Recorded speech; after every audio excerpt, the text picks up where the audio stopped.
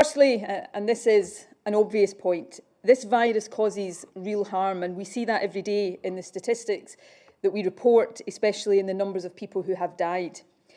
But the lockdown measures we are taking to contain the virus are also doing damage.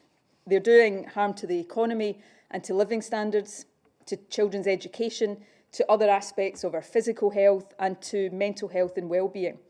And the toll of all of that may also, in time, be measured in poorer health outcomes and lives lost. So we must try to find a better balance than the one we have right now. But my second point is that as we do so, we cannot and we must not take our eye off the need to suppress the virus and minimise the damage that it does. And let me be very clear about this. Continuing to suppress COVID-19 is the central objective that we set out in this paper today. What we will be seeking to do is find a new normal, a way of living alongside this virus, but in a form that keeps it under control and stops it taking the toll that we know it can do. Social distancing and limiting our contacts with others will be a fact of life for a long time to come, certainly until treatments and ultimately a vaccine offer different solutions.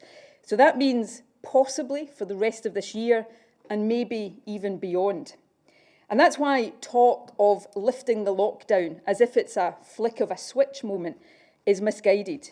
Our steps, when we take them, will need to be careful, gradual, incremental, and probably quite small to start with. We will need to assess them in advance and monitor them in action. Sometimes, as I said a moment ago, we may even need to reverse things. It may be that certain businesses in certain sectors can reopen, but only if they can change how they work to keep employees and customers 2 metres distant from each other.